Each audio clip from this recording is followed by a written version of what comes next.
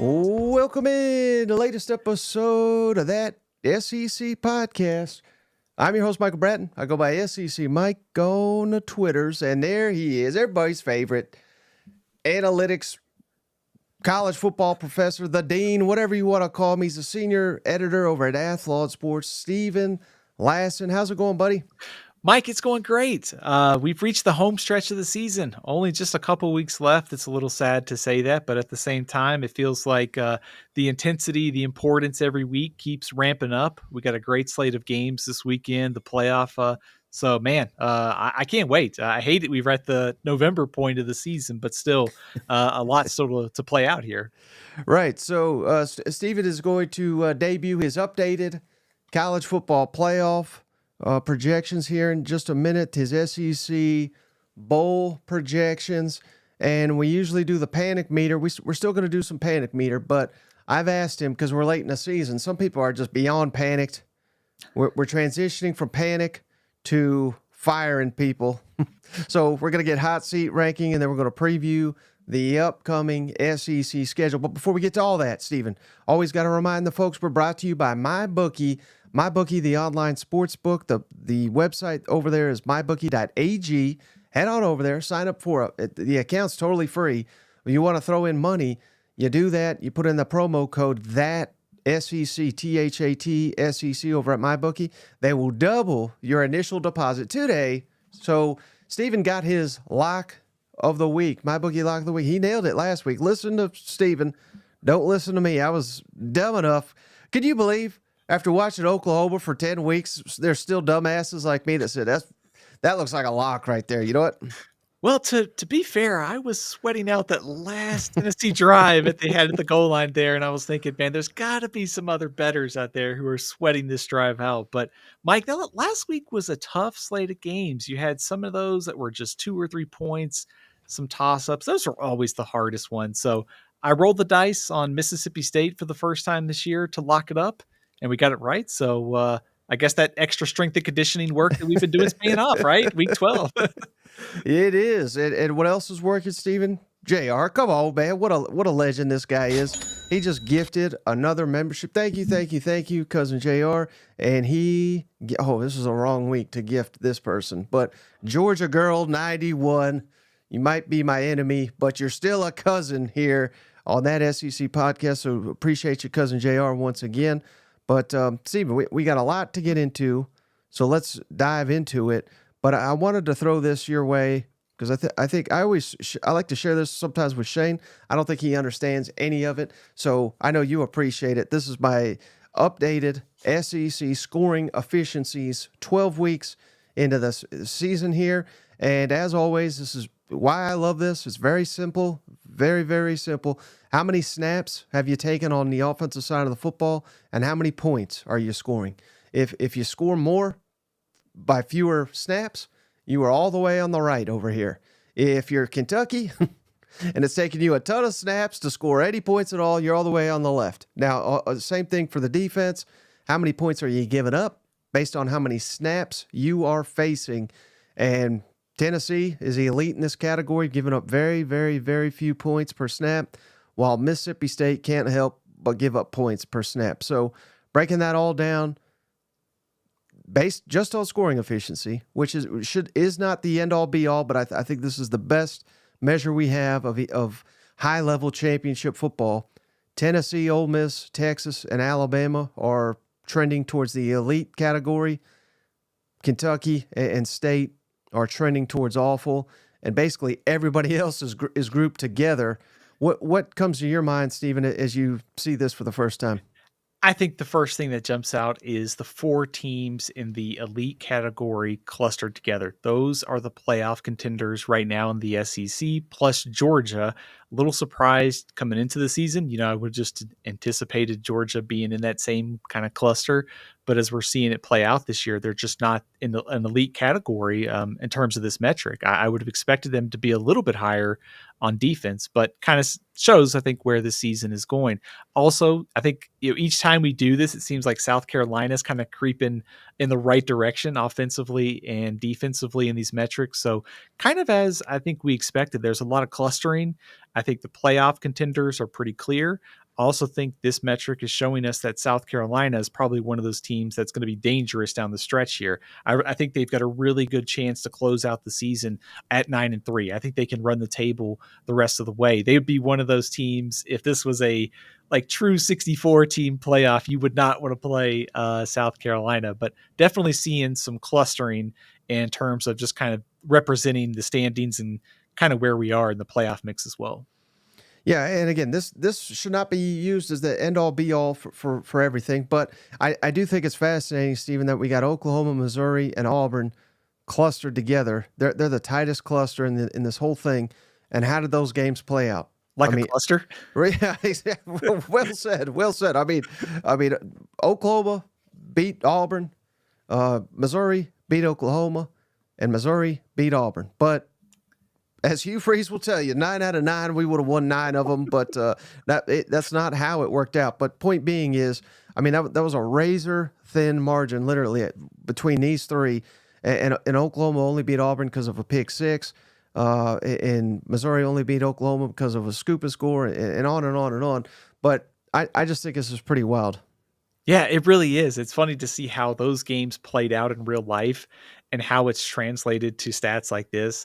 If you look at those, the teams in the elite category, Tennessee and Alabama, pretty close on the field, pretty close on the stat sheet here. So there is some correlation, even though this is one of those metrics that you can read a lot into and it tells us a lot, but we've actually seen it on the field too. So pretty clear, kind of, like I said, clustering between some of these playoff contenders and sort of the middle tier of the conference as well. Mm-hmm. Next, I want to get to the updated SEC standings. Stephen, speaking of a cluster here, so yeah. we're in week 12 now. We got A&M and Tennessee atop of the SEC, each at 5-1. Texas is number 3 at 4-1. Georgia is number 4 at 5-2. Ole Miss and Bama are tied at 5th at 4-2 apiece. Missouri, LSU tied at 7 with 3-2. South Carolina is number 9 at 4-3. Vanderbilt and Arkansas tied at 10th at 3-3 apiece. Florida 12th at 2-4, Oklahoma 13th at 1-5, Auburn 14th 1-5. Remember, they lost to Oklahoma, so that's the difference there. And then 15th Kentucky 1-6 in the league, and Mississippi State 16th 0-6 in the league. And let's take a deeper dive here, Stephen, into the updated SEC tiebreakers. I mean, this is a calamity in itself, but these are the teams that are still alive to make not the college football playoff, because there's no South Carolina here. I think South Carolina is still alive for it, despite what some people will tell you. But this is the teams that are alive for the SEC championship game and who they have remaining to play. What stands out to you as you look at all this madness here? I think madness. I think cluster. I think chaos. I think I'm running out of adjectives to describe this, Mike. I mean, oh man, it's crazy. That's the easiest way to sum it up. So I think this week will tell us a lot because we get Tennessee and Georgia. The Texas A&M and Texas game looms very large right now. I think if you're Alabama, you probably feel pretty good at even with 2 losses. They have the tiebreaker over Georgia. They need some help with Tennessee, but that win over LSU was huge. So I think right now we have sort of 2 de facto play-in games, Texas A&M, and then Georgia and Tennessee. And that will tell us a lot about where this conference race is headed. And I think just in general, seeing the standings the way they are, we knew coming into the year with 16 teams, no divisions, it was going to be crazy. But now that we're actually seeing it in print and seeing it play out, it's even crazier, I think, than we could have imagined. Right, and I keep hearing this. I don't know if you've heard this yet, Stephen, but there is a possibility that all these teams are tied at the end of the regular season, and it's not that inconceivable. You would just need Missouri to win out. They got at South Carolina, at Mississippi State, and Arkansas. They're not favored at South Carolina. So again, I'm not saying this is going to happen, but we would need that. LSU would have to win out. They're at Florida, Vandy, and Oklahoma. They're going to be favored in all those games. Ole Miss has to win out at Florida and Mississippi State at home. They're going to be favored in both those games. Alabama would have to win out. They're at Oklahoma and versus Auburn. They're going to be favored in both those. Georgia would have to beat Tennessee, which they are a large favorite to do so. Now here's the one that is iffy at best. Texas would have to lose to Arkansas, but beat Kentucky and A&M. So A&M would have to beat Auburn and then lose to Texas. And Tennessee lose to Georgia, but beat Vanderbilt. And that's how we get all 8 of these teams, Stephen, tied at 6-2 in conference play. And will you be pulling your hair out if that happens? Yes, I would. Yeah, I think you said far-fetched there. And sometimes, like, when I see scenarios and some people say, like, this is not going to happen, it's far-fetched, like, that's actually not, there's nothing like super crazy in that description there. Like, Missouri could beat South Carolina.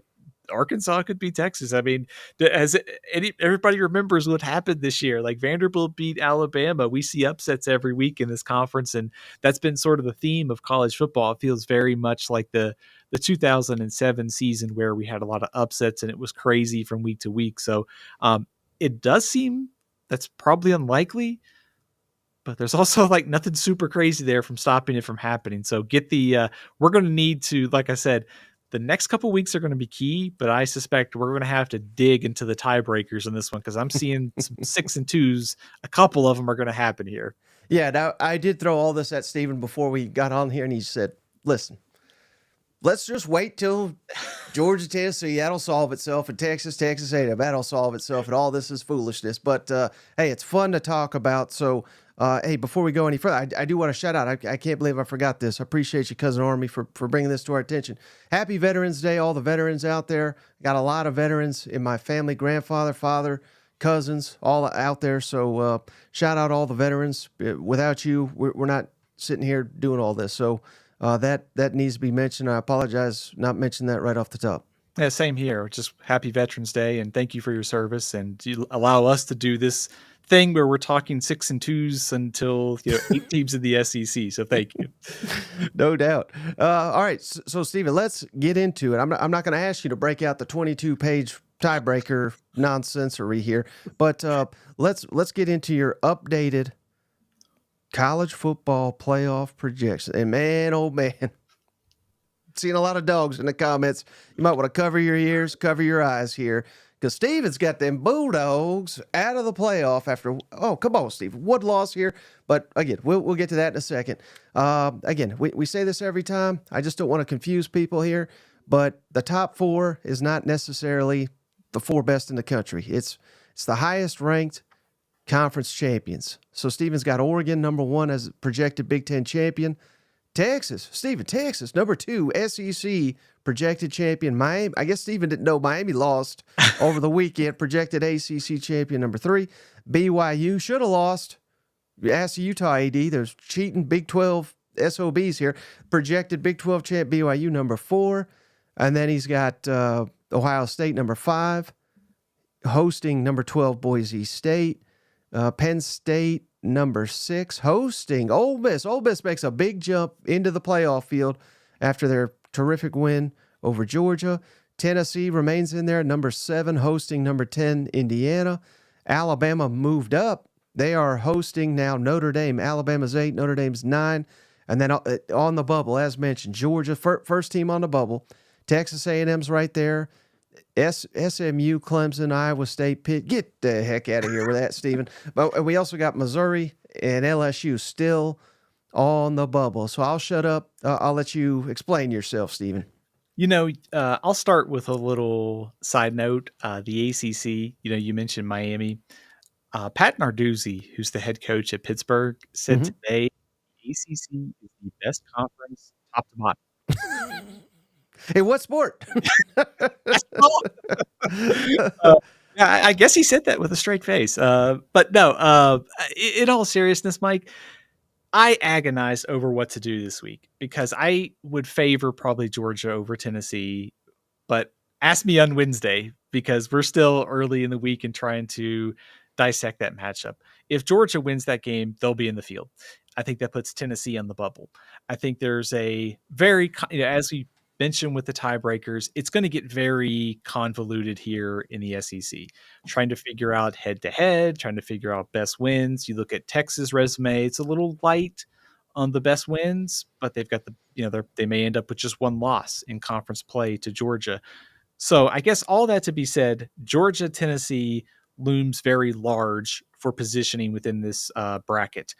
Outside of that, if you're a fan of Tennessee or Ole Miss or anybody else, Texas A&M, the teams that are going to be fighting on the bubble, keep an eye on what happens with Indiana at Ohio State in 2 weeks, because Indiana's schedule is really soft, but they have a chance to play Ohio State. If they play well, I think they will probably make their case to be in the field, even if they lose. If they lose 11-1, compared to a 10-2 SEC team, they might get left out of the field if you're talking about 11-1 Indiana versus 10-2 Tennessee. All that to be said, there's a lot of games left, and this is going to sort itself out. But for now, Tennessee's in, Georgia's out. Saturday's game is an elimination game for Georgia for sure. Tennessee might have some wiggle room at 10-2 to get in, pending some other losses if they lose to Georgia. Let me ask you about Ohio State, Stephen, because I don't watch them. I respect, I get it. Yeah, yada yada. I got to say that. But what if they lose to Indiana? They have 2 losses. Are they still in the field? I think they are. They at 2 losses, they would not make the Big Ten championship game, but they would have that win over Penn State. Their schedule is pretty light. They play nobody in the non-conference, so they would be sweating probably in the 9-10 seed. But I think if Ohio State beats Indiana and Northwestern the next 2 weeks, and they should handle Michigan this year, they're in the playoff at 11-1, regardless of what happens in the Big Ten championship game. Who paid you off, Stephen? Who paid you off for these nonsense Ohio State takes? But no, I just figured I'd ask. One team I don't see on here, Stephen, I'm going to continue to beat the drums. I'm going to ask you. I'm going to ask everybody until the cows come home. How about these South Carolina Gamecocks, Stephen? And I know. They got 3 losses. I get it. So I guess we can't have them in there. They are on a 3-game winning streak. And not just winning streak, Stephen. I don't think people realize Vanderbilt has not lost by 21 points this entire season. They whooped them. A&M has not lost by 24 points this entire season. They killed them. Even Oklahoma, who we can all point and laugh at the way that game ended. I'm looking at Oklahoma's schedule here. Yeah, but they don't have a loss this bad.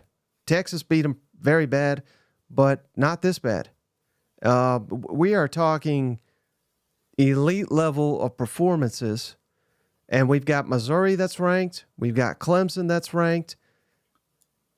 Again, I get it. We got 3 losses here. That can't completely be overlooked, even though LSU, they got cheated. I don't care what anybody says. But if they whooped Missouri to the level that they're whooping A&M and Vanderbilt, and they do the same to Wofford, obviously, and then they do it to Clemson, you have said it yourself, Stephen. The committee has said, this isn't the best resumes. This isn't the best this, that, or the other. They're charged with the best 12. And if South Carolina's got 6 consecutive blowout wins, can you say with a straight face, can you tell me they're not one of the best 12 teams in the country? I think they would have a pretty compelling argument. Wouldn't you agree? I mean, it's crazy to say that. I'm arguing it. Yeah. It's funny to look at their resume, and the closest victory that they've had this year is against Old Dominion, who is very much alive for the Sun Belt East Championship. We're not bringing that up in the committee, but excellent point. But we will not bring that up in the committee as I argue this. Well, I think they should be on the bubble. And if I may have left them off the bubble watch this week, so that's my fault, but they are absolutely still in the discussion. And I think the data points that they have left Missouri and Clemson are both in the top 25. Clemson's probably going to be closer to 15 to 20 this week. Missouri will be hovering right there in the 23, probably 25 area. If they take care of business and there are some other losses around them, they are still in the mix. Now, they are going to need a lot to go right. And the committee's going to say, well, they've lost 3 times. The loss to Ole Miss looks a heck of a lot better now. They lost by 3 to LSU and lost by 2 to Alabama. That loss doesn't look so bad now, does it? After what Alabama did on Saturday night. So they're a long shot, but they're still alive. Mm-hmm. Well, you know who's not a long shot is old Alex Adams. Welcome, Alex, to the family. Appreciate you just bought a membership. But yeah, I just have to get my piece out there on that because I again, we are projecting ahead. We have talked about it to no end. We can't just assume they're going to just crush everybody. And even if fair or not, Steven, if I'm going to stop talking South Carolina, I swear, in a minute. But let's say they only beat Mizzou by 5 or 6, and they only beat Clemson by 3. I'm not putting them in. You know, my point is they are killing people. Yeah. And if they continue to do it, that must be valued, in my opinion. It just must be. Otherwise, I don't know why we expanded it this playoff. So a complaint of mine about the college football playoff, I'm sorry, Mike, is they have all this wonderful data and they tell us about it and we can't see it. That data probably should be made public in some form so that way we can understand what they're looking at. Just as a blind sort of argument here, ESPN's Football Power Index, they have Indiana at 10. South Carolina is at 14. So, and Clemson is 12th. So if you want sort of a blind resume, sort of neutral party in all this of kind of ranking teams, South Carolina's metrics are pretty darn good, according to this. So I think there will be some losses coming up that we don't expect, and that's going to shake this playoff up a little bit. But if you are taking one of the best 12 to 14 teams in the country right now, to me, that's South Carolina, the way they're playing. But to your point, I think they need some style points. Like they've got to hammer Clemson. They've got to hammer Missouri. It can't be close because if you're making that argument, like you're surging at the end of the year, beat those ranked teams handily and things get interesting above you and you have an argument. So it's a heavy lift, but you can also see like there is a little bit of a path there if they get some chaos around them. Now, let me ask you about A&M. You currently have them on the bubble, which I think is fair, even though about 2 weeks ago we had this as maybe the best team in the SEC, or at least trending that way. Now, they had a bad loss. But is it as simple, Stephen, as if they win out that they are in? They'll probably, heck, if they win out, they'll be in the SEC championship. But if they win out, are they in, and would they take Texas' spot, do you think? I think so. I think that's the way it's trending. Of course, I guess there would be a scenario where both of them could get in. Could Georgia, I guess, beat Tennessee and then maybe Tennessee loses to Vanderbilt, or I guess Tennessee beats Georgia and then Tennessee loses to Vanderbilt. There's some scenarios out there for sure, but I think. Go ahead. I think my real question though, Stephen, is there any world where A&M beats Texas and A&M does not make the playoff, but Texas does? If A&M beats Texas, they better be in the playoff. They better be ahead of them for sure. Mm-hmm. So I would say if they take care of business against New Mexico State, which they should, beat Auburn, beat Texas, they're in the playoff. And then before we got on, you were among these people. These people, Steve. And I'm pointing right at you, buddy, because you say if Tennessee loses to Georgia, they may not make it. And how? Now, you brought up a good point, so I'm going to let you answer. But how in the world can you say that how could you put Alabama in this thing when they beat Alabama? Yeah, that's going to be the hard part, right? And which is why I think there is a legitimate case to where a 10-2 Tennessee team is picked over like an Indiana. Notre Dame still has to play Army. They still have to play USC. What kind of, I guess, poetic justice it would be for the SEC for Lincoln Riley and USC to beat Notre Dame to kick Notre Dame out of the playoffs. So I think the problem that Tennessee would have if they lose to Georgia would be, I would assume Vanderbilt is not ranked when they play. They would have the win over Alabama, but that's all they would have on the resume. Then you would get into the scenario where Tennessee beat Alabama and Alabama beat Georgia, and then Georgia beats Tennessee. Like, how do you appropriately rank these teams when they beat up on each other? Yeah. Which, again, I think the committee would just throw out the head-to-heads and probably evaluate the entire body of work, which favors, I think, Alabama and Georgia in that scenario. I guess you didn't know Stephen Cole Kubelik picked NC State to win the ACC. That's got to count for something. They killed that team. Yeah, that NC State team is trying to fight just to get to the Birmingham Bowl or the Military Bowl at 5-5 right now. Oh, bad. I should say it does not. We're kind of learning as this goes because it is a new process. So I'm not saying I would necessarily agree with some of these committee decisions and how they have them ranked. I'm just trying to give you, based upon everything that I've accumulated and from the committee's talking points and all that, of how they would rank these teams. So personally, I would find a way to get Tennessee in there in that scenario too, but I'm afraid that they may get boxed out if Notre Dame and Indiana are both in that mix too. Right, and we sit here and we ponder and we question and we debate, blah blah blah, and it'll probably be, Stephen. It'll probably be Auburn will knock off Bama, Tennessee beats Georgia, and then Vanderbilt beats Tennessee, and Texas will lose to Kentucky, and so on and so on. I mean, it'll be something crazy like this. That wouldn't stun me at all. And then South Carolina sneaks in as that 3-loss team, like you talked about there, right? Exactly. So, all right. Last thing before we'll move on here, Stephen. How about your updated bowl projections for some of these SEC teams? We got some changes this week. So we'll start with the Citrus Bowl. It is Illinois and Burt taking on Georgia. So basically, insert Tennessee, Georgia in that Citrus Bowl. The Texas Bowl, still a showdown between Texas Tech and Arkansas. The Gator Bowl, SMU, LSU. The Music City Bowl, South Carolina versus Nebraska, the Marcus Satterfield special. Little moment of silence for our friend Marcus Satterfield. He was demoted as play caller earlier today. Oh, no. He's doing that well, huh? Yeah, doing very well. Not many people get demoted from offensive coordinator to assistant for somebody who was not on staff just a week ago. So going well. So Music City Bowl, Nebraska versus South Carolina. ReliaQuest Bowl, Iowa versus Texas A&M.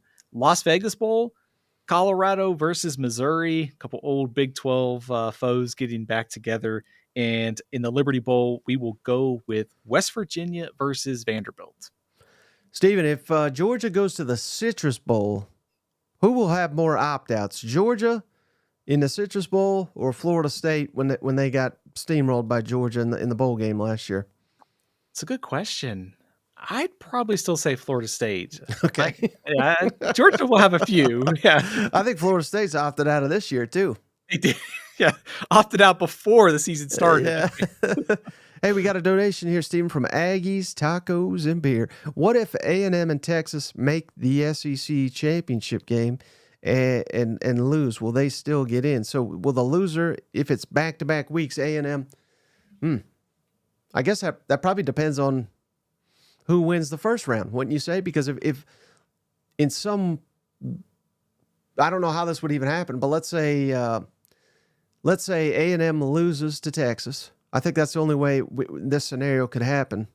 I could be wrong, but they each have one. Man, this is so confusing. They each have one conference loss. Yeah, so I guess it doesn't really matter. Let's say whoever loses the regular season one, then they'll have two, and then if they lose back-to-back weeks to end the regular season and in the championship, I don't think there's no way they'd make the playoff. Do you? I think if those two, let's just say if A&M and Texas both win out, until the A&M and Texas game, Mm-hmm. the winner of that game, if they go to the SEC championship game and lose, I think they're in the playoff. Right. I would be stunned. Like if A&M lost to Auburn and then beat Texas and then lost to Alabama, they might not get in. I think 3 losses is kind of the bubble there. The committee has said you have to read between the lines a little bit there. It does sound like they're not going to penalize teams too much for conference championship losses. That's key because I do think if you make the SEC championship game like Texas or A&M in that scenario, if A&M takes care of business but loses to Alabama or Georgia or whoever, I think they're probably okay because I don't think you need to penalize them that much for playing an extra game against another playoff team, if that makes sense. Yeah, I think I get you, Stephen, but all these scenarios and this, that, and the others is really starting to make my mind wander here. And there's only one thing that's going to fix it. You know what that is? Is it our friends over at BetterHelp? Sure. Yeah, let's go that way. BetterHelp. This show is sponsored by BetterHelp. If you're thinking about getting some therapy, head on over to BetterHelp. That's betterhelp.com/SEC. What's that get you, Stephen?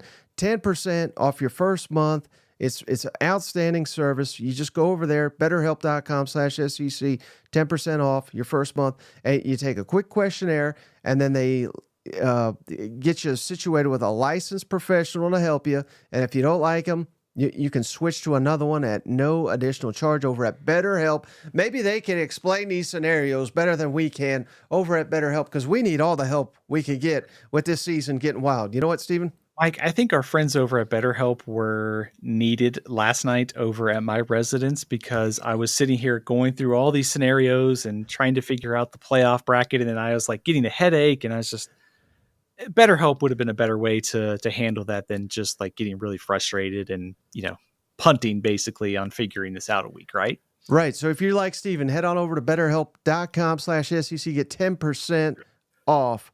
All right, Stephen, panic meter time, hot seat talk time, because some people are so panicked. We got to fire everybody. It doesn't matter if it costs $44 million. Who are we panicking the most about as we head into week 12 here? Let's start with Georgia. We've talked about Georgia's playoff hopes. Mike, I am going to raise the panic meter to 10 this week. And this is why you didn't have him to playoff projections, isn't it? Yeah, 10 on the playoff and the panic meter. Very panicked going into this showdown against Tennessee. I am having a hard time figuring out this Georgia team. Because on one hand, coming into this year, I think they were the consensus favorite to win the national championship. And we're now stuck in week 12, kind of trying to figure out what exactly is this team. And that's never a good place to be. We could start with the offense. It's clear Carson Beck has regressed since last year. His interceptions are up. The offensive line is not playing well at all. I mean, Carson Beck was pressured, I think, about 40% of his snaps against Ole Miss. The receivers, 19 drop passes from Carson Beck this year. So every bit of the offense, throw in the run game, one of the worst in the SEC. Defensively, pretty solid, but also a matchup against Ole Miss where the biggest mismatch on paper was the Ole Miss offensive line against Georgia's defensive front, and only 6 of Jackson Dart's 27 dropbacks were considered under pressure, according to Pro Football Focus. Georgia lost the line of scrimmage. They lost the physicality battle against Ole Miss in a game where they had a chance to sort of put their foot down and get back to the top of the SEC. Now they are in a winner out scenario against Tennessee this week. So I'm panicking if I'm Georgia, and that's why it's at a 10. And I got the schedule up. I'm not going to read it all off because, people know it by now. But, Stephen, is there a single game that you can sit here and say that you believe Georgia showed up and played for 4 quarters up to their potential? Oh, that's a good question. The Texas game is probably the closest, but their offense didn't play 4 quarters of good ball, right? No, not at all. And that's a real issue. And then I didn't realize this either, but as I was rewatching the game the other day, they threw up a tremendous stat. I'm trying to find it right here. Yeah, here it is. Georgia has now, and again, this should not be completely held against this team because I always think it's dumb to hold last season's results against them. But Georgia has now trailed in 13 of their last 16 SEC games, going back the last 2 seasons. So, man, again, they're finishing a lot of these games. So I mean, it's not doom and gloom here, but just the point being is they are not, for whatever reason, getting off to a good start here. And this 13 out of 16 is not. There's no way that is an anomaly. You know what I mean? I mean, that is the standard. They say this the standard. Well, the standard is now we're facing deficits here. So this is a real issue, and they can't run the football. They've not been able to run the football. It's injuries at running back. It's offensive line. Carson Beck has seriously regressed. Maybe sending some receivers to the NFL and others getting arrested and suspended or dismissed, whatever you want to call it. It's all adding up, but this is still a top 5 roster in college football. So I don't know. I can't put my finger on it, but you could tell me they whoop Tennessee. You could tell me they get whooped by Tennessee, and anything in between, I'd buy it. But I just don't have confidence in this team to win anything of significance. If you would have asked me Tennessee, Georgia 2 weeks ago, who do you like? I would have said, I wouldn't have even hesitated. I would have said Georgia.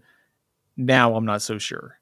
And maybe it's just that I just need a few more days to sort of process what happened over the weekend. But I think Tennessee's got a legitimate chance to go into Athens, and it's a tough spot, but to play well and win, just based upon what we've seen from Georgia this year. Maybe no bigger confusing scenario here. And Ole Miss got a lot better over the offseason. It was clear, Mike, you and I talked about it. Their defensive front was legit. They looked like an SEC defensive front, and it showed up on Saturday. Georgia won that game 52-17 last year, and they lost it by 18 this year. Obviously, the conditions were terrible. There's, turnovers have been a problem. There's some regression across the board. But that was kind of an alarming showing for a team that came into the season with national championship aspirations. They could turn it on the rest of the way, and I thought they were going to do that after beating Texas. I thought that was the Georgia team that we expected to see showed up, and they dominated, and they were going to put it together the rest of the way. It just hasn't happened. And I think if we're sitting here in November and we're kind of wondering, are they going to be able to do it? That probably doesn't bode well for the playoff, because they're going to be seated probably in the at-large spots right now. So they're going to be 6, 7, 8, somewhere in there.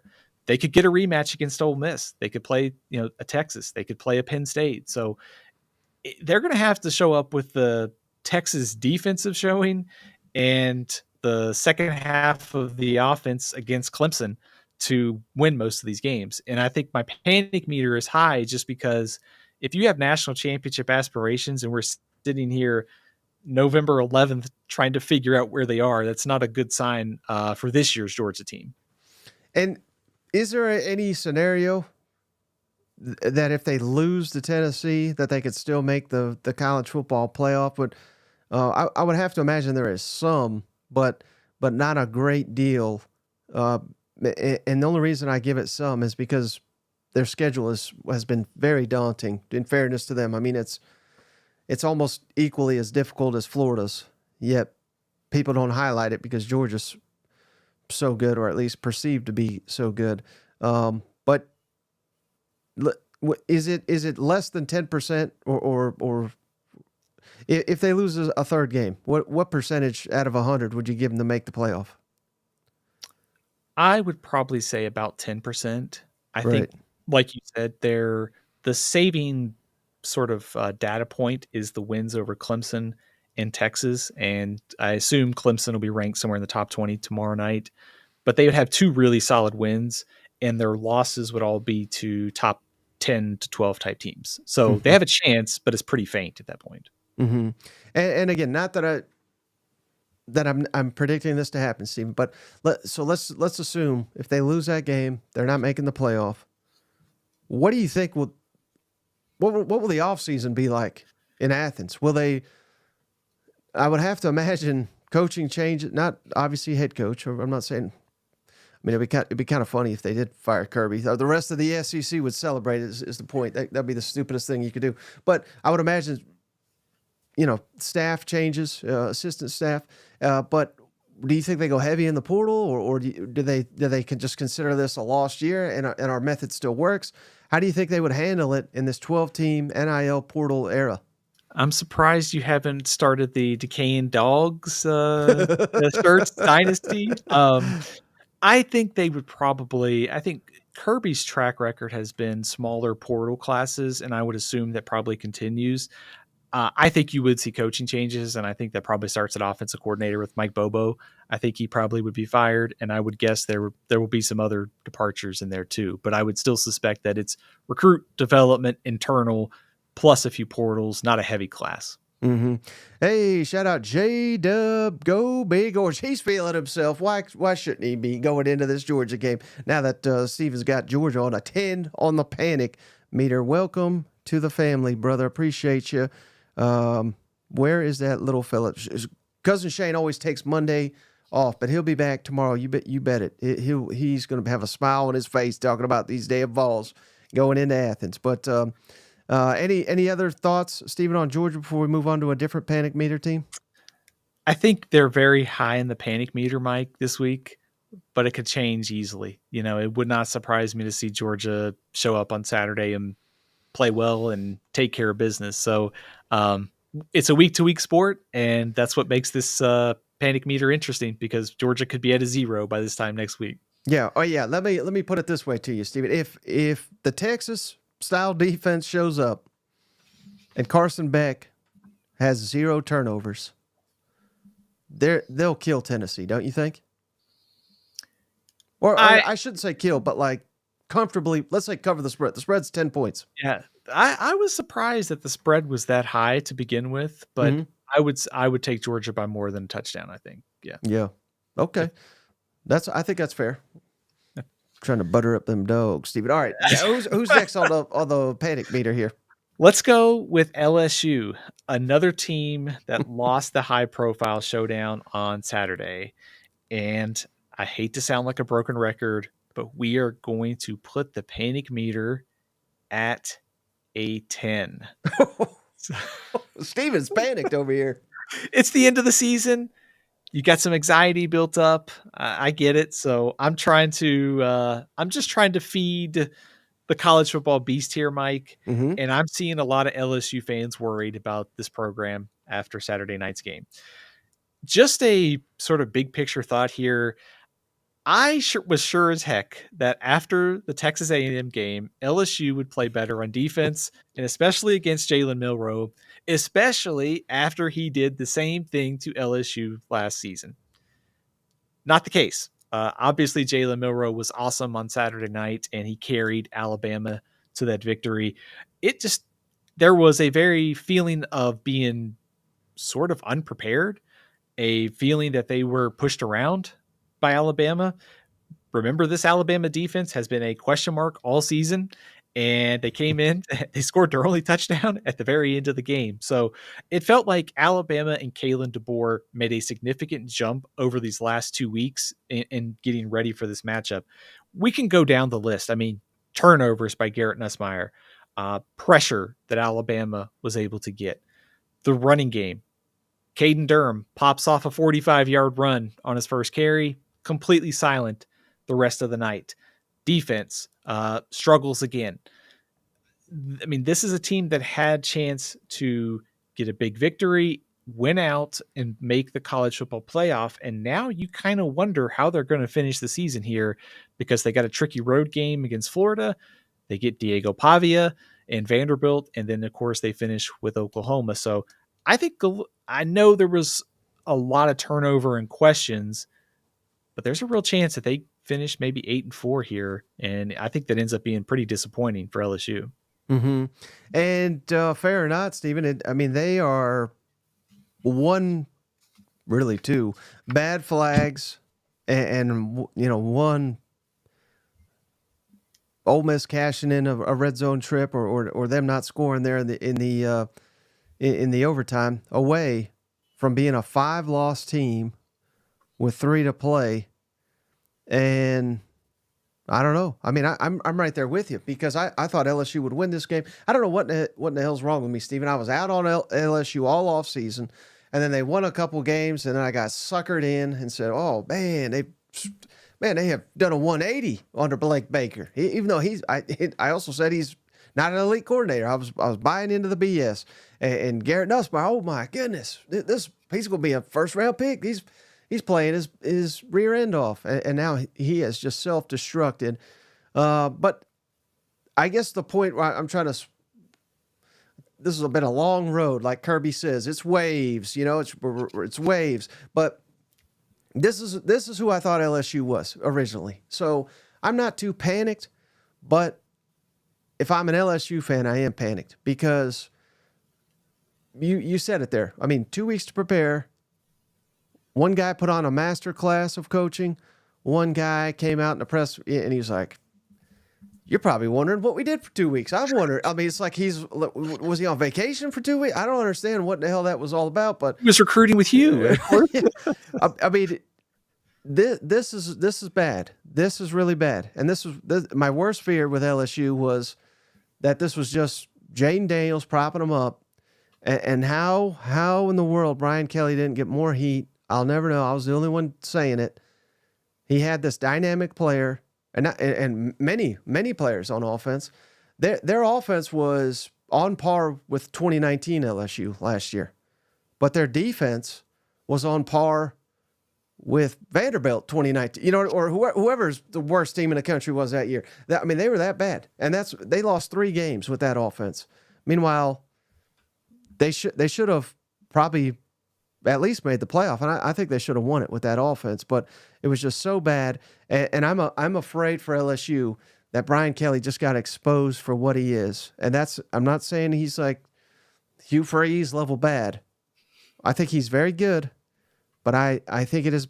I mean, how many years has he been coaching, Steven? 50, and he's, unless you're counting Division III or wherever he was at Grand Falls.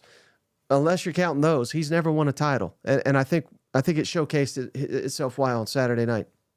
I think the question that I'm reconciling with in my mind is, I do think LSU's defensive issues are somewhat personnel driven, but it's now the 3rd year under Brian Kelly, and I think you ought to have some better personnel, especially with the area you can recruit, that you would think that by now you'd be able to reload a little bit.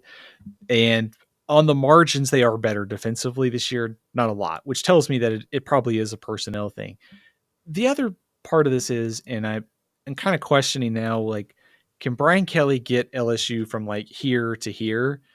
And 10-win seasons are great. Winning the SEC West was great. And I think they'll make the playoff if Brian Kelly, is the coach for the next like 5 years or so. But what's the ceiling? Is it just going to be first round and exit, or can they actually put together a run? And I think what's also alarming is it's now back-to-back games.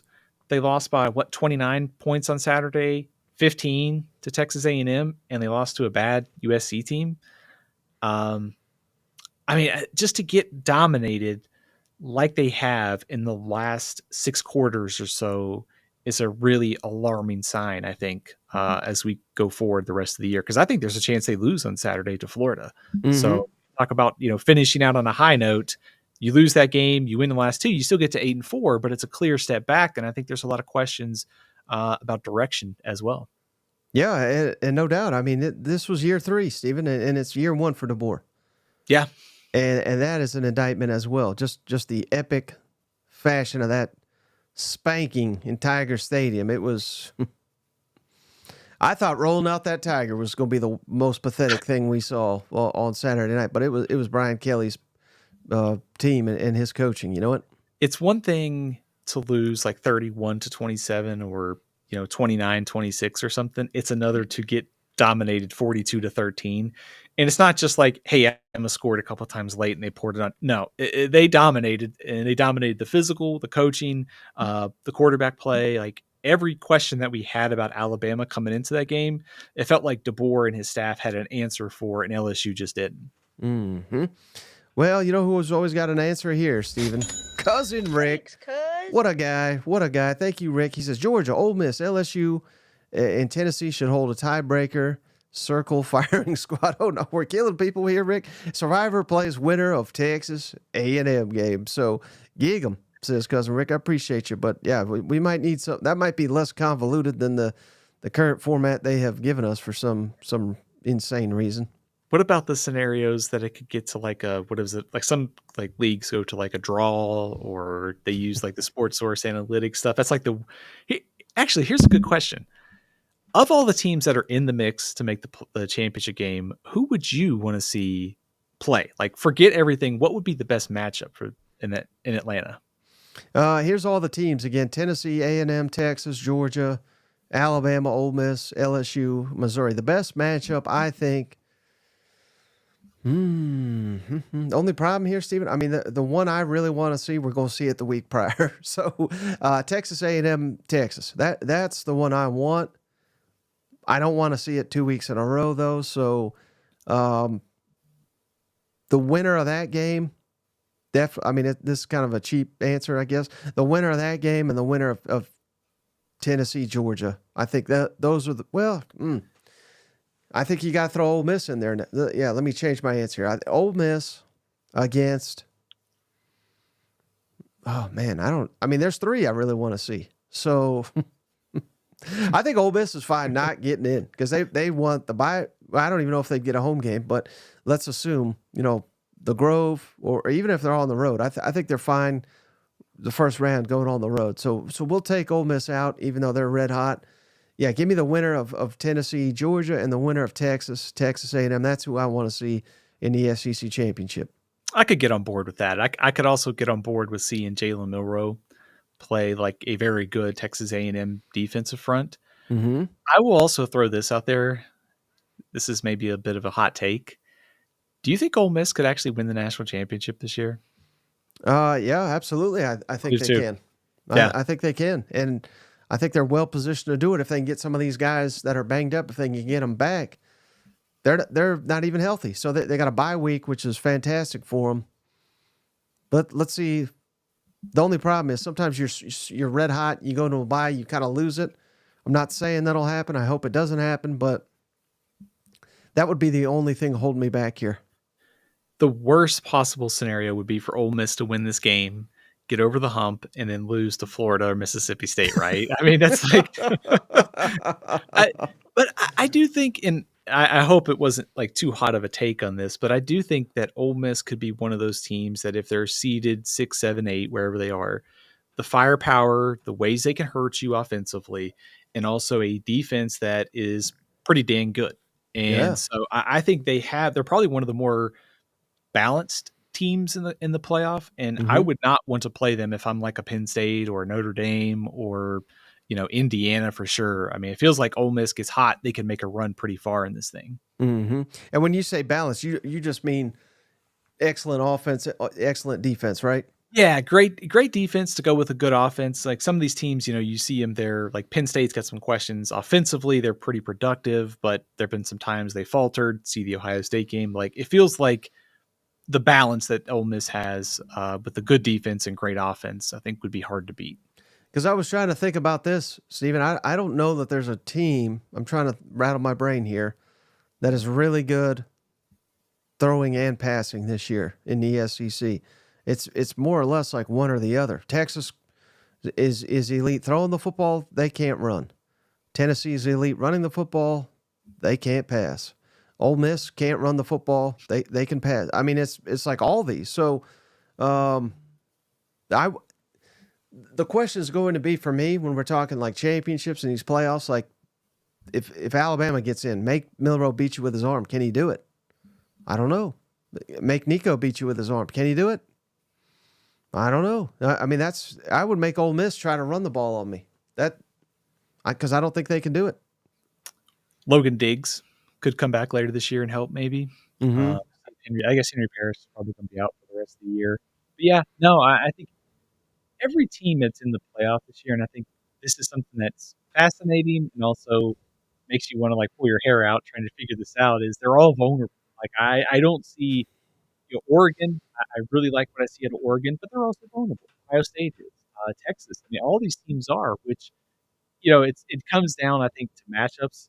And a team like with Ole Miss, Jackson Dart can put up 40, or the defensive front, which has the ability to take over, like we saw on Saturday, is really problematic. So yeah, this is going to be fun. 12-team playoff is a whole new beast this year. Yep. All right. So, we're done with the panic rankings. Am I right? And are we moving on to the hot seat rankings? That's right. All right. So, who is topping that list? It can't be Billy Napier. He's just got the dreaded vote of confidence. They kicked a field goal down 42-0. That keeps him safe, probably for about 2 seasons. So who's really heating up here on the hot seat, Steven? I have to admit the press release that Florida put out was slightly confusing because it just said he will continue as head coach. And I thought, well, what does that mean? Is it For how long? For how long? Is it like tomorrow, 2 weeks from now? I don't know. In all seriousness, Mike, I think if you kind of think about the hot seat, like Napier's cooled a little bit. I do think Sam Pittman has cooled off a little bit. Would you go Brent Venables at the top right now? He's got to be up there. My goodness, the way that debacle was, and can't imagine it's going to get much better. Alabama. Imagine Alabama. The way when I was down there, Stephen, I was obviously talked to a lot of fans, a lot of media people. They are anticipating. Like I'm trying to think. Crimson is obviously Oklahoma's colors, but a red wave of Alabama people coming in there. So Alabama's coming in full force. Just imagine how embarrassing that would be if Alabama overtakes your stadium and runs you out the building early. That's the type of stuff that is going to get a coach fired. And heck, I mean, it doesn't even have to be that, but I'm just saying that could expedite the whole thing. And even though, and I agree with you with LSU panic meter and all, going into Tiger Stadium, that seems very unlikely with this offense to come out here with a win. So we are talking 5-7, 1-7 in league play. I don't know any sooner that could get behind that. So they've played four out of their last 5 SEC games. They have scored 23 points or less in each of their last 4 SEC games. And one of those was a defensive touchdown on Saturday. So really, they've been under 20 points in each of their last 4 SEC games. Could go even back. I mean, they had a defensive touchdown against Auburn, Tennessee, 15 points. I think the thing with Venables is it feels like Oklahoma wants this to work with all of his connections and past ties to the program. And I think he's going to get another year, barring just a disaster, to finish the year against Alabama and LSU. But I just think when you start kind of looking at some of the obstacles to next season, you're going to have to hire an offensive coordinator. You're going to have to figure out what to do with the quarterback position. Is Jackson Arnold the answer? Or are you going to have to bring somebody in to compete with him? Offensive line is still a question too. So it really feels like, because it's cooled with Napier and Pittman, it feels like it comes down to Venables or Hugh Freeze at the top of the hot seat list in the SEC for next season or the rest of this year. And it's not as simple, Stephen, as hiring an offensive coordinator is going to fix everything, because that guy's going to he has to be smart enough to know you're literally going to get a year, probably, at most 2. And if you don't work out, the whole thing's like a house of cards. It's going to come tumbling down. So is that more attractive, or is Kirby Smart calling you saying, we need some life in this off, come over here, whoever that is. I don't know. I don't know if, I'm not saying here for sure that's going to be the scenario, or that, same deal you could say with Florida. If they decide to hire a coordinator, I don't think it's quite that easy, because you're walking into a situation It's like walking into a burning building and saying, "Get to work here, sir, and just this is your station. You're down here. Don't worry about it." But It's like the dog meme, like everything is fine. like who's walking into that mess? With the offensive line and the quarterback situation the way it is. I look at Oklahoma, Steven, I'm like baffled. I mean, surely it wasn't this way for that long. I didn't follow them too closely when they were Big 12, but like, where are the linemen? Where are the running backs? I know they've had injuries at receivers, but I mean, their best one's a transfer. You know what I mean? Like, where's the talent? I thought this was freaking Oklahoma. I think some of this goes back to Lincoln Riley and his poor recruiting, especially on the line of scrimmage. But this is also now year 2 into Brent Venables' his tenure, and you would expect to see some answers start to emerge. I think on the offensive coordinator thing, I think if you want to make the case it's attractive, it's pretty much a blank slate. Like, you're walking in, you have a defensive-minded head coach who's probably going to give you some leeway on that side of the ball. So you're getting a blank slate, you're getting a lot of autonomy, and to some extent, it's like, if I'm going to get fired, I'm going to make sure I get the best dang guaranteed contract I can for the next couple of years, because I know this is a tough situation. So there's some financial stability in that too. But, like we were talking about, if you just go down the list, you're going to have to make this hire fast for offensive coordinator, because that determines what you do at quarterback. You're going to have to hit the portal for offensive linemen. You also have receiver questions too. Like, are all these guys going to come back and be 100% healthy to start next season? So there are a ton of questions here, and you've got to find somebody who can give you a quick fix. I will throw out a name for Georgia if they make a move. Buster Faulkner. He was an off-field assistant. He's at Georgia Tech. He's doing some good things over there. I would not be surprised if he's on a short list for Georgia offensive candidates if they make a change there. Yeah, that'd be a good one for sure. Who else after Venables? Who's on the hot seat here, you think? Would you go probably Hugh Freeze next? I'd always put Hugh on the top of this kind of rankings, but I certainly think they'll give him another year, provided he's got to beat ULM. It's truly pathetic that I have to utter that statement, and it's not a joke. But if they lose to ULM, he's done. Yeah, but this ULM team is improved.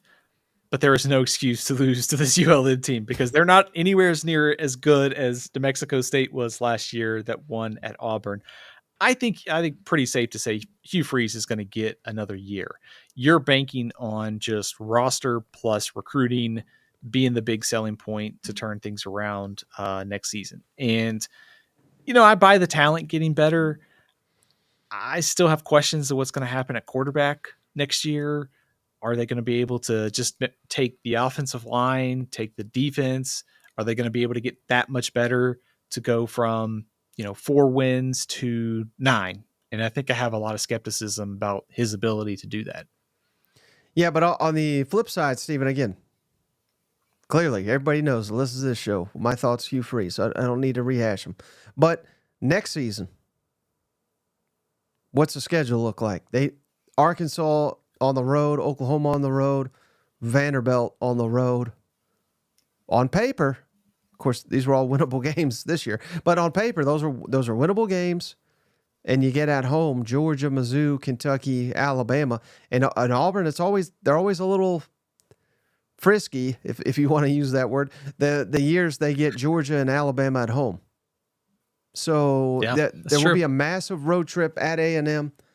I think A&M might be one of the best teams in the country, if not the SEC next year. So that I'm not trying to completely overlook that, but the schedule, at least the way I know it today, it's too far to project a year ahead. But just looking at it, there's a lot to like about Auburn next season, aside from the guy that's actually controlling the whole damn ship, but he's more likely to careen off the road or in an iceberg than he is to get us home safely. But that's neither here nor there. I think Auburn, they got a shot next year to be much improved, is my point.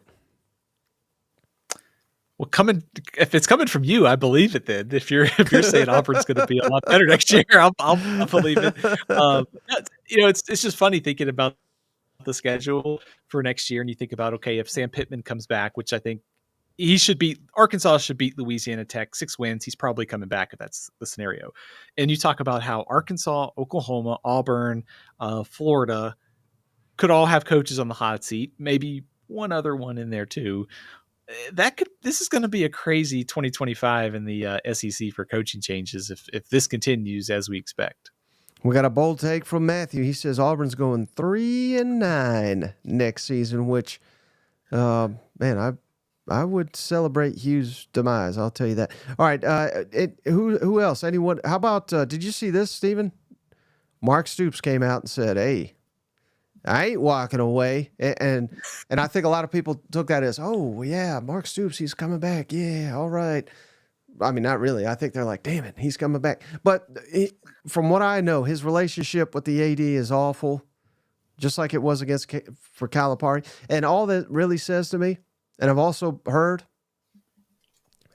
he is not going to leave that job. He's got a $44 million buyout. He's not walking away from it.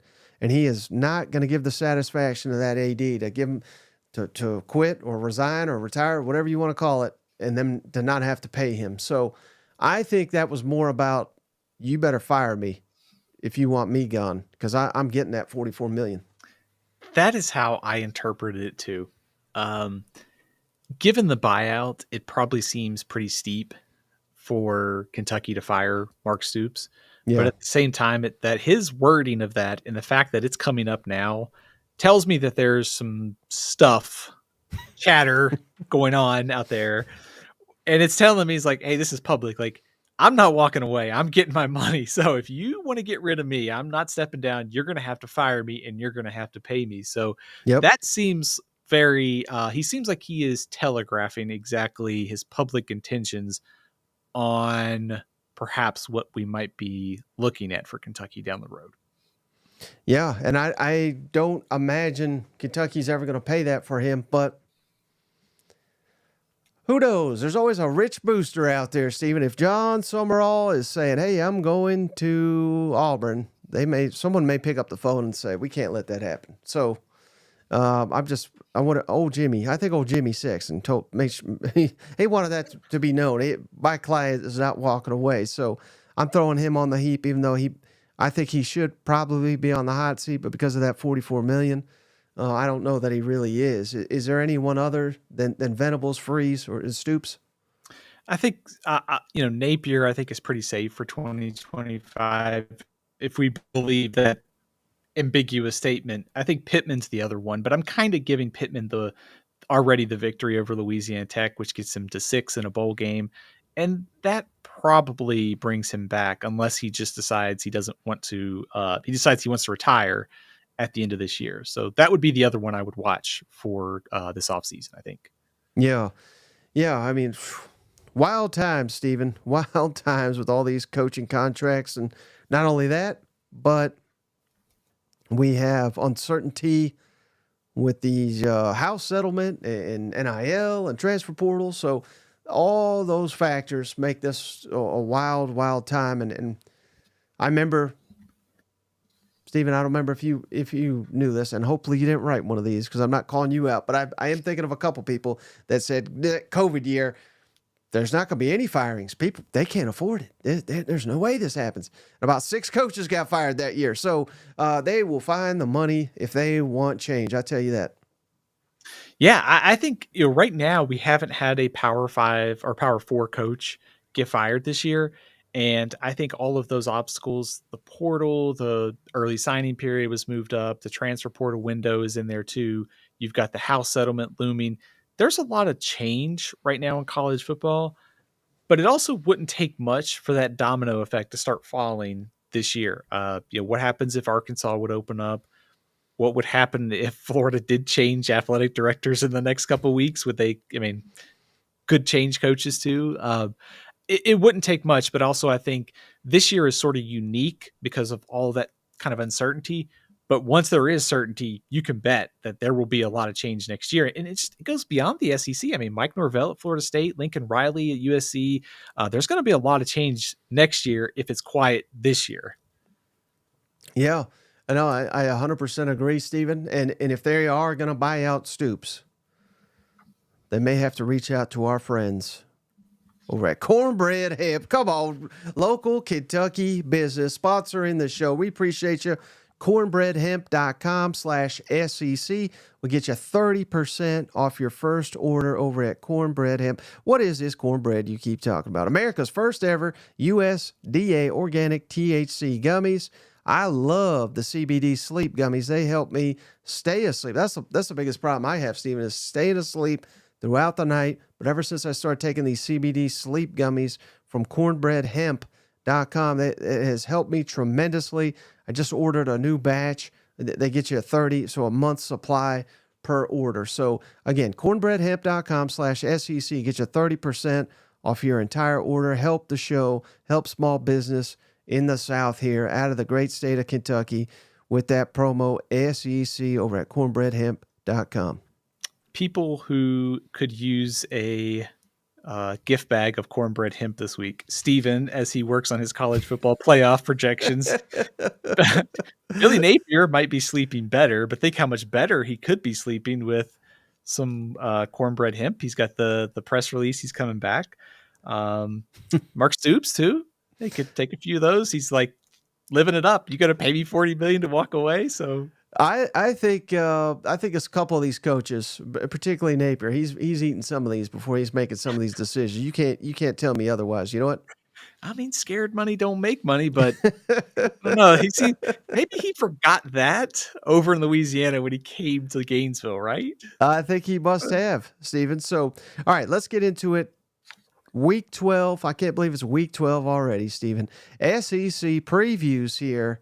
And man, do we got an epic showdown coming Saturday night here in Athens.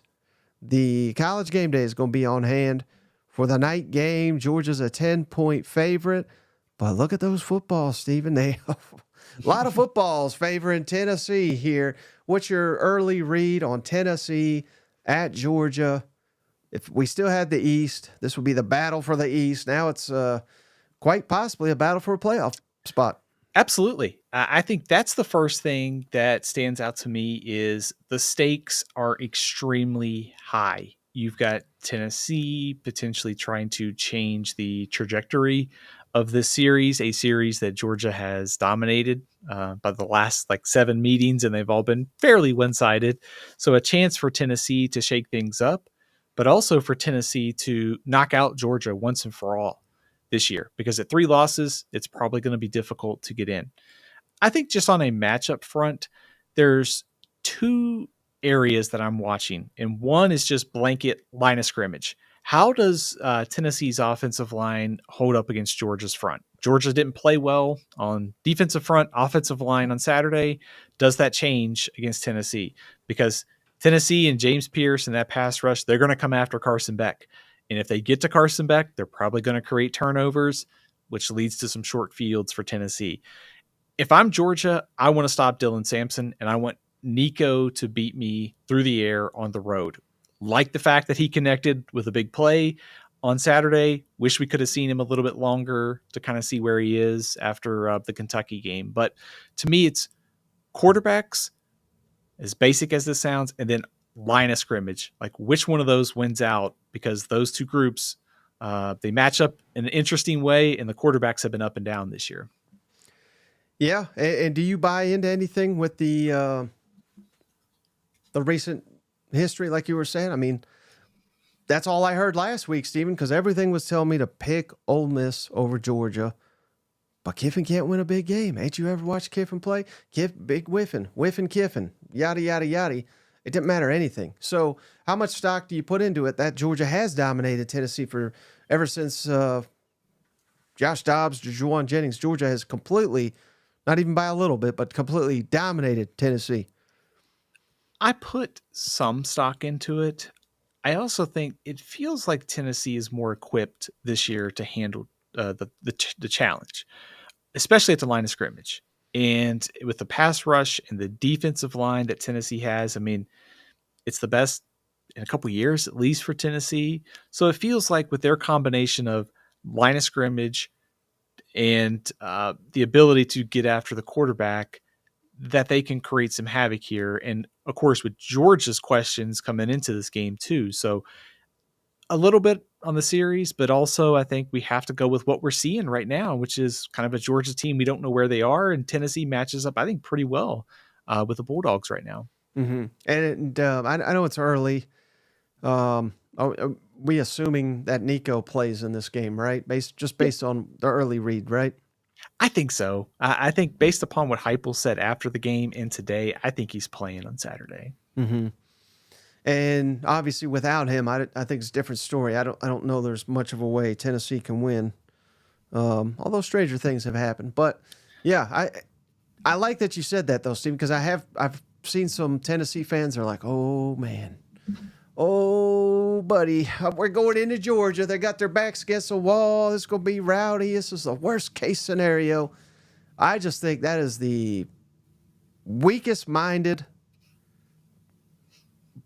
battered Vol syndrome you can have. You go into Athens, you whoop their ass, you eliminate them. That's what you do, and you punch your ticket not only to the playoff, but you punch your ticket squarely to the SEC championship. And who knows, Stephen? Maybe after the NC State game. This is back when we thought NC State was good, but not since that point has Tennessee been pegged as a SEC champion type. But if they get it done on Saturday, they're probably the favorite, I would think. Even over Texas, let's say they win by like 7. I mean, who would you favor to win the conference at that point? Probably Tennessee. Right. Yeah. And if you're good enough to win in Athens, even if Georgia is they're still elite. Right? Elite maybe too strong a word. Still very, very, very good. If you win in Athens, I think you could beat anybody in the country. Yeah. Because what is the toughest? Yeah, you're not playing Oregon and Outson or Ohio State and Columbia. You're seeing them in a neutral site, so it doesn't guarantee you anything. But this is your opportunity to show that you can win it all. And to your point on the series history, if that was true, then Ole Miss wouldn't have had a chance just based upon what we saw last year against Georgia. But every year is different. Also, Indiana beat Michigan on Saturday. Like, Indiana's better, but the series was so one-sided in favor of Indiana or Michigan that it was like the first time in I don't know how many years it was they were actually favored. So every year is different, and it feels like I want a couple of days to kind of get my arms around this matchup a little bit more, but it feels like I feel coming into this game, I would have more confidence if I'm Tennessee. That being said, there's also the other side of this, which is Georgia played like garbage on Saturday for the most part. It's probably going to be a miserable week of practice. It wouldn't surprise me if they showed up and dominated too. I'm glad you said that, Steve, because just how surprised were you that Ole Miss physically dominated Georgia on the line of scrimmage? Because I picked Ole Miss to win the game. I did not in a million years think they would have physically dominated Georgia to that extent. How big of a surprise was that to you? Very surprising. If you would have told me on Friday that Ole Miss would have won, it wouldn't have shocked me. I would have thought it would have been back and forth. I think it's losing by 28, and their only touchdown was the first offensive drive of the game for Georgia where they had a short field. So they just didn't play well at all. So the fact it was 18 was really surprising, and just how physically dominant Ole Miss was. That's the kind of takeaway for me. Mm-hmm. And this is not an outlier. This is several weeks here for Georgia. Their offense, they had one really good drive against Texas. Multiple turnovers, well, in that game, quite frankly, too. But against Florida, multiple turnovers. Alabama, obviously, multiple turnovers. So this is kind of who they are at this point. This is, and going up against as good as Ole Miss, I'm not trying to slight Ole Miss defense. Tennessee defense, statistically, is even better. Especially up front too. I mean, Georgia struggled to stop Jared Ivory and Princely and Walter Nolan on Saturday, and Tennessee's front is just as good. And that group, if they're getting after Carson Beck, if Georgia can't run the ball, I think they could really struggle in this game. And I think if I'm Georgia, you got to try and I don't know, maybe use some tempo or something. You've got to be able to get Carson Beck in rhythm early, get off to a faster start, because if Tennessee comes out and lands the first punch in this game, I mean, you take the crowd out of it, some doubts start to set in for Georgia. I mean, it's going to be tough. The other thing is, and this is like conspiracy theory thinking here. Josh Heupel, what if he set out Nico and said, "Look, we didn't have our starting quarterback and we lost." Tell the committee that they take into account injuries. So Yeah. Oh, hey, that'd be a genius move right there, if you ask me. All right, how about this one, Stephen? The Battle of Columbia here. Missouri at South Carolina. I don't care what Steven says. South Carolina's playoff hopes still alive. Steven's got no respect. No, not even in the bubble. I'm kidding. But again, Missouri scratching, clawing. Everybody's written them off. I wrote them off a month ago. Basically, this is A&M. All they do, Steven, is keep chipping away here, keep finding ways to win. And man, this surprisingly, maybe not that surprisingly, but Missouri, South Carolina, 13-point favorite. That does. I'm gonna be honest with you. That's surprising. I figured it'd be around 7, something like that. But what's your early read on this game with both these teams must win for the rest of the game here? in the big picture, there's sort of that interesting forces meeting of Missouri. It's been a very one-sided series in favor of Missouri recently, but also Shane Beamer being Mr. November, just finding ways every season in the month of November to get his team playing at the highest level as we go into the final month. So, you're going to get both teams' best shot. I think that spread probably tells me that Brady Cook is not playing. And that's the ultimate X factor to all this. If Brady Cook plays, I think it's much closer. If he doesn't, I think South Carolina probably wins. I don't know if 13 points still might be a little bit much. The other thing for Missouri is losing Connor Tolleson, your starting center, for the year. That's a pretty big setback, especially when you're playing South Carolina's defensive line. The other thing that I like for South Carolina is the way that Lenore Sellers is playing the last couple weeks. South Carolina has averaged over 7 yards of play in back-to-back SEC games. I went back to 2016. I cannot find a pair of SEC games where they've done that in. So their offense is trending up at the right time. They did that in non-conference play in 2018. That was Chattanooga and Clemson with Jake Bentley at quarterback. So that shows you how long it's been in a season.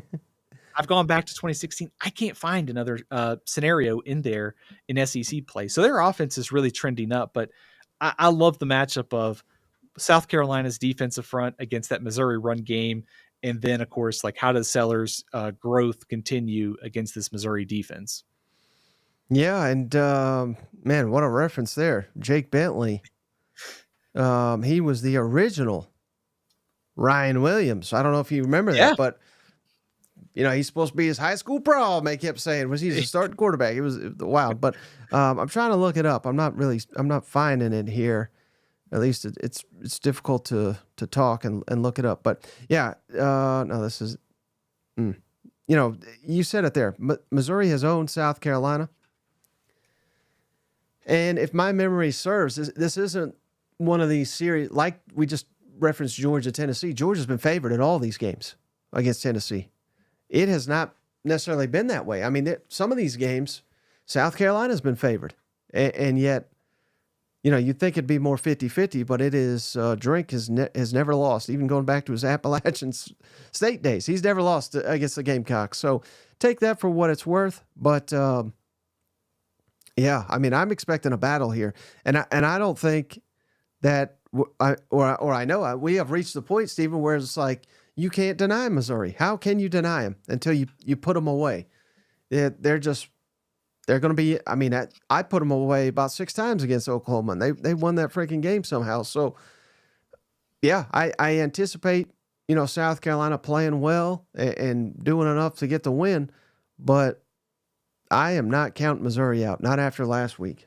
No, I would not either, to be honest with you.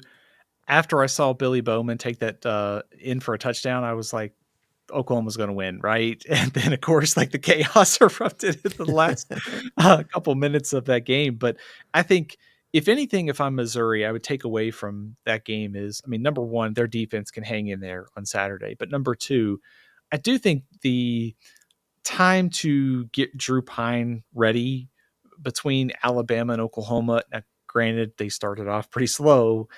They may have found some things they can at least build around going forward if he has to be the starting quarterback. So just get the ball to Theo Wees, Luther Burden, get the run game involved like we saw, and they have a chance to win. So I would not write off Missouri, which is why that spread seems a little high, despite not knowing what Brady Cook's going to do this week.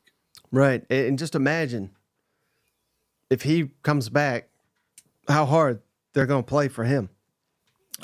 Given everything he's doing to get back on the field and everything he did to get back for Alabama and Auburn and so many others, And, Missouri's, Eli Drinkowitz said this after the game that, still alive in the playoff. I mean, it's faint because of their schedule and the way that they lost to Texas A&M and Alabama. But, if you could get Brady Cook back, the emotional lift that he gives you, the upgrade at quarterback, and you get a chance to hang in there and finish with 10 victories would still be a good season. So as long as they're still in the playoff mix, plus Brady Cook coming back, I'm not going to write off Missouri, like you said.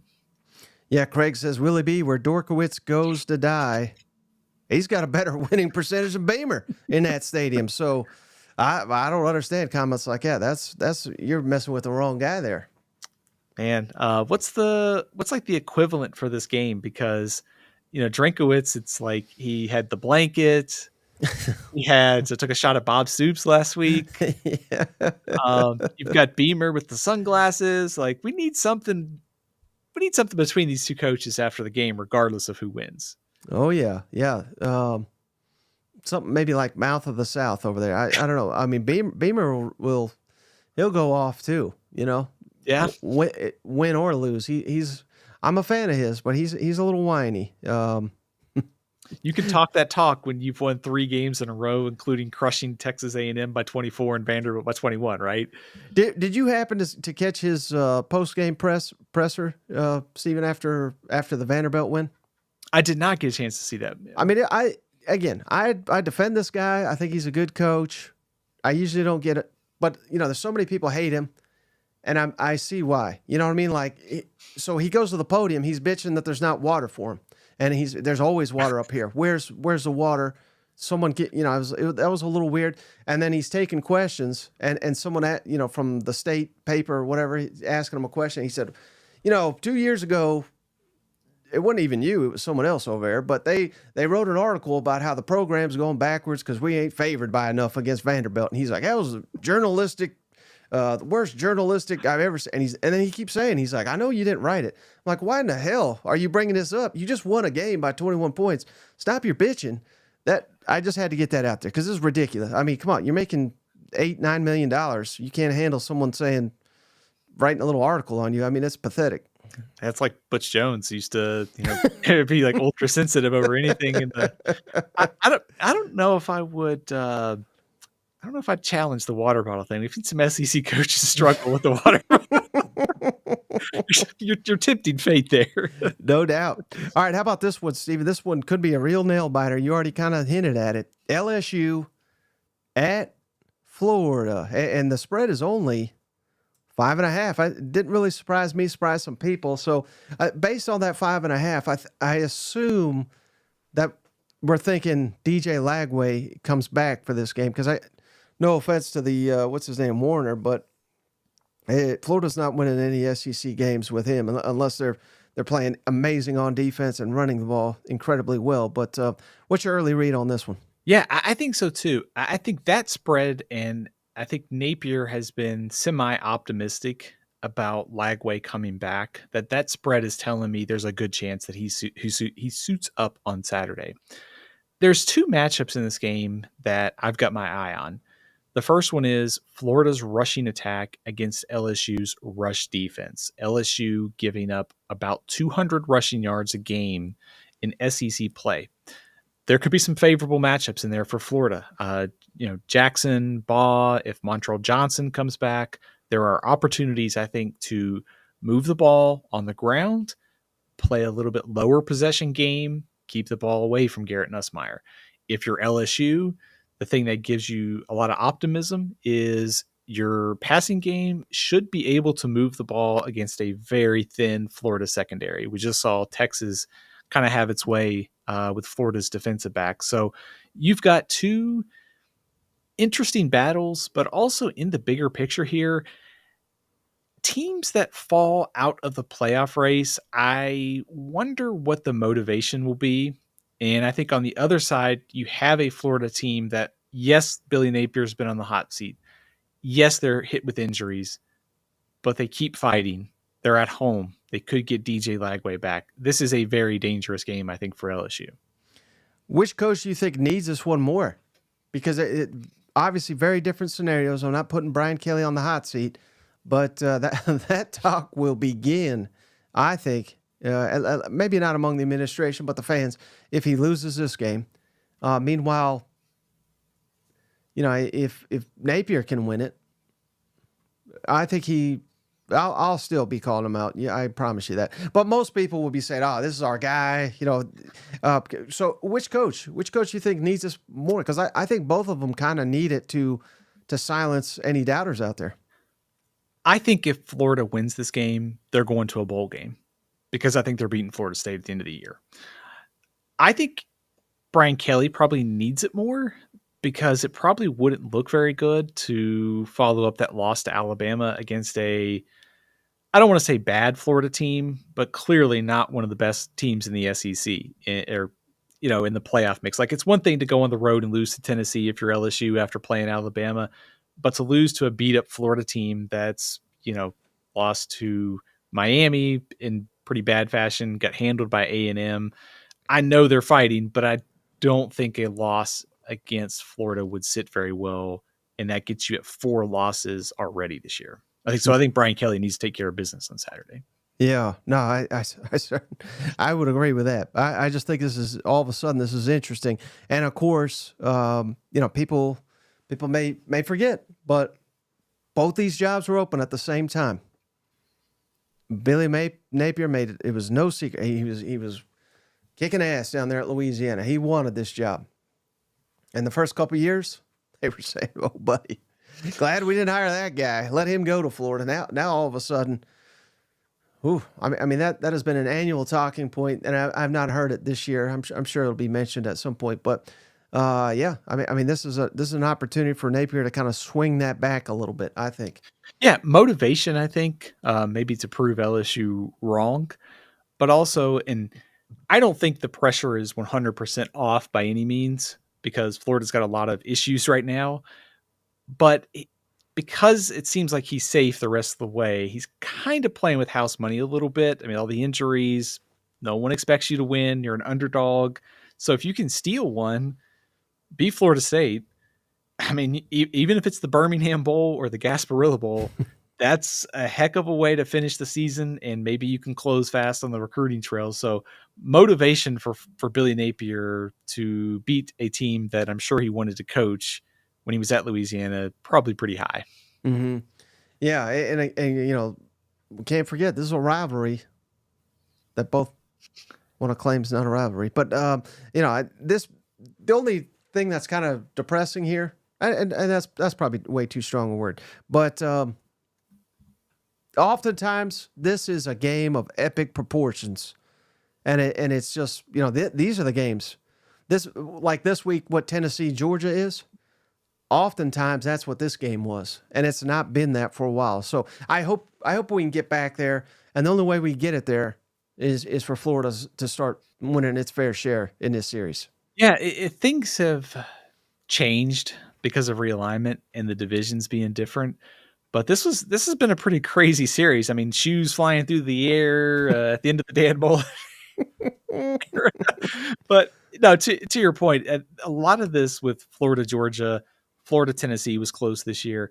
If Florida gets back to being a top 25 team, all of a sudden these rivalry sort of annual SEC battles get a lot more interesting, and that includes this one against LSU. Right. Yeah. LSU's won 5 in a row and 9 of the last 11 by my account, and 11 of the last 13. So, got to swing that back if we're Billy Napier. Build some, I think, a chance to build some goodwill here. If you can salvage this win, given all that's transpired, and to finish, like I said, with Ole Miss and Florida State, they still got a chance to make a bowl game this year. As crazy as this season has been with all the twisted turns. All right, how about this one, Steven? Speaking of rivalry, let's get this one going here. Texas at Arkansas. Arkansas's had 2 weeks to prepare, but Texas looks to be heating up at the right time. Quinn Ewers looked as sharp as ever last weekend, torching the Florida Gators at home. Last time these two faced, though, I mean, it was a while ago. Obviously, it was Pittman's second year, but Arkansas whooped them 40-21. What's your early read on this game? I think games like this are why I think it's difficult to just pencil in all the favorites the rest of the way. I'm not trying to say I'm picking Arkansas, but for the setup there you mentioned, it's a rivalry game. Arkansas welcomed Texas to Fayetteville a few years ago and crushed them. I suspect that Texas will fare better this time around, but Arkansas, the time they've had to get ready, Taylon Green maybe closer to 100%. We'll see if Jaquindon Jackson could come back. There's a real opportunity here for Arkansas to make this a battle. So I think just the rivalry implications, Texas going on the road, top-ranked teams have struggled on the road at times this year. You have to be looking out, if you're Texas, to take care of business and don't have another slip-up. So I think all of that being said, within the matchups, this really comes down to, I think, can Texas passing game continue to pick up where it left off against Florida? Because Quinn Ewers was sharp. He had some drops in there by his receivers, but Arkansas secondary is still probably smarting from that beatdown that Jackson Dart and Ole Miss receivers put a few weeks ago. So if Ewers has time to throw, I suspect that he's going to put up some big totals in this game, where if you're Arkansas, can you get Taylon Green? Can you get the running game going? Can you kind of play a little bit of keep away here? Texas gave up some rushing yards to Florida. Some of that was late, but maybe there's something there. To me, that's the path for Arkansas, is play good defense up front, get after Ewers, and win the battle up front on offense to play keep away from Quinn Ewers. Mm-hmm. And what would be your thoughts on this, Steven? Because Sark he's been hyping this up since the offseason. He's hyping it up this week. You can tell he's trying to get his players to be well aware, hey, these guys hate you. This is going to be a hostile environment. We went down here a couple years ago. We got hammered. This is not going to be an easy game. So I sense a coach that is really trying to emphasize to his team what a tricky matchup this is. Meanwhile, for Arkansas, I don't want to say playing for house money, because you get your doors blown off like you did last week. You might get your coach fired. I mean, it's that tenuous of a situation. But you win it, you lock up a bowl, and all of a sudden, I mean, I don't know that any Arkansas fan's going to be honest and admit to this, Steven, but if you were to tell them in the offseason, again, I know they're ready to run off Sam Pittman already. They're already over the over-under win total, I think. But if you were to tell them that you could be 7-5, and that includes wins over a top 10 Tennessee and a top 10 Texas, I think they would have sold their damn soul for that. You know what I mean? Like it's that is impressive. So again, this could define your season and make it. Again, it's a long shot. They're an underdog for sure, but point being, they got a lot to play for, and this is a successful season if you beat Texas after beating Tennessee as well. Yeah, I think so too, because I would, like we talked about earlier, I would assume that they take care of business against Louisiana Tech, and the way that Missouri, we'll see if Brady Cook does come back this year. There's some opportunities still on the table for this Arkansas team. And this offseason, when we looked at that schedule and you saw that Tennessee, LSU, Ole Miss, and Texas all came to Fayetteville, you had a chance to pull off an upset or two, and they did with Tennessee. But the last, couple games, Ole Miss and LSU, completely one-sided games, which is completely different than what was happening earlier this year, where they were losing close to Oklahoma State and Texas A&M. So I think if anything else, I know losing close is not what Arkansas fans want, but I think if anything, just based upon the trend here, losing by 24 to LSU and then 32 to Ole Miss, I think you'd like to see a much closer game, at least to finish out the year on a high note and put a scare into Texas, if anything else. Do you buy into at all the necessity for style points for a team like Texas, who it's been pointed out many times, including by yours truly, that they don't have a big win here? I mean, we get to the end of the season, but if they lose to A&M, they will likely not have a ranked win. So I know they're very high in the rankings. They appear to be a lock, but if you're 10-2 and you have no ranked wins, if you're barely getting by Arkansas and Kentucky, I guess that's the real question. Could that knock them out of the playoff? Do they need impressive wins here? I think I would be sweating Selection Sunday if I'm 10-2 and I don't have any ranked wins if I'm Texas. They could very much get in because I think they are going to pass the best team metrics test. Mm-hmm. But if you don't have a win over a ranked team, it's going to be pretty nervous time in Austin. So I think the committee is not supposed to take into account like margin of victory and all that as far as like an incentivizer to let teams run up the score. But I think in this matchup against Arkansas and Kentucky, they're two unranked teams. If it's a one score or like a field goal game, I don't think that helps Texas. I think they need to look impressive in the process. So yeah, I guess if you want to call that style points, I think Texas probably needs that on Saturday. Right. And I mean, in the preseason, it would have seemed crazy to say 10-2 SEC team doesn't get in, but we talked about it at the top. I mean, there could be 8. I mean, it's probably not, but I mean, there could be a log jam there. They ain't all making it. So I don't know. That's going to be wild. Mike, it's also crazy to think about Texas and Georgia, pretty much the consensus favorites in the preseason, both in danger of potentially missing the playoff if that scenario works out. That's defined. That statement sums up this season better than anything that I've heard. All right, let's real quick, Steven. UL Monroe, Auburn. Excuse me. Can you tell us anything about Monroe here? Much improved. They are 5-4 this year. They're a good story out of the Sun Belt. New coach Bryant Benson. They were projected to be probably 133 or 134 this preseason, but they're a lot better. Now, that being said, they've kind of been trending in the wrong direction the last few weeks. They are struggling to stop the rushing attacks of other teams, which tells me that Jarquez Hunter should probably have about 25 to 30 carries here. They don't score many points. I mean, they're under 25. They're really tight on the margin. So while Monroe is better, if Auburn wins this game, something went drastically wrong. So you're saying Hunter should get 20, 25. So he'll get about 6. He'll get 6 carries in this matchup. And I'm just looking at now UL Monroe. They're one away from bowl eligibility. So, right. But Auburn can still get there. They got to win out, obviously. But got to keep energy up on the sidelines, I hope he did more than recruit over the last 2 weeks, because if not, we're in trouble here. But yeah, so that should be this is just a panic if they drop it.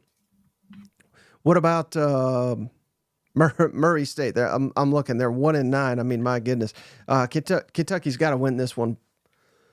100%, Mike. I mean, this is the matchup really doesn't matter here because Murray State is so bad. And Kentucky's coming off the off week. So they should take care of business here. I think in the bigger picture, Kentucky's had so many injuries this season on both sides of the ball. Can they get some guys healthy? Can they finish the year trending up? They get Texas, they get Louisville. do they find some progress offensively, especially at the quarterback position? Because that's one area they're going to have to figure out in the next couple of weeks what happens in the portal. So I think I want to see Kentucky just take care of business and also show me something on the quarterback front. Like, show me progress in a very favorable matchup. And then I'm looking at here, Stephen. This what a laugher this is. A&M facing, I believe this is the Fighting Diego Pavias from last year, New Mexico State. The spread is 39.5 points here. This isn't your, I guess, older brothers like New Mexico State Aggies that was playing for the Conference USA Championship last year under Diego Pavia and Jerry Kill. They are 2-7 this year, probably one of the worst 25 teams in the country. They really struggle to pass the ball, and they really struggle to score. They are one of the worst defenses in Conference USA. They give up about 37 points a game. Little fun factoid here. Seth McGowan, if you're an Oklahoma fan, you may remember him. He's their leading rusher. He transferred there this offseason. So they are a very good rushing team, but outside of that, they don't do much well. So Texas A&M should win and win pretty easily. And then finally, I don't know how much Mercer knowledge you got here, Stephen, but Alabama Mercer, for some reason, is a football game that we will be subjected to this weekend. Anything here? Mercer's actually pretty good. They are in the top 25, but they are, I think, number 7 in some FCS top 25. So all that being said, we talked about it last week that the game for Alabama against LSU was an empty the tank game for Jalen Milroe and Alabama, and they did that. So this is one of those weeks where if you're Alabama, maybe you work on the passing game. You throw the ball a lot to keep Jalen Milroe healthy for those last 2 SEC matchups. So I know Mercer's pretty good FCS stuff, but Alabama should take care of business here. All right. Well, man, we went along on this episode, Stephen. Any thoughts before we hop off? Man, this playoff thing is going to be interesting here down the stretch. So let's try to all figure this out together because it's going to be these next couple of weeks are going to be pretty crazy. So I can't wait to break it all down with you later this week. Yeah, no doubt. And we're working on it. Stephen may be back on tomorrow for a brief episode before he'll be back on Wednesday before he makes his picks. But before you go, Stephen, as always, can you remind the folks how can they follow you and how can they find your work? Absolutely. You can check me out at athlonsports.com, at athlonsteven on Twitter, and Stephen L. CFB over on Facebook and Instagram. All right. Thank you, my friend. Thank you to each and every one of you for continuing to check us out. We really, really, really appreciate it and are overwhelmed by all the support. Again, happy Veterans Day, all the veterans out there. We'll catch you on the next one.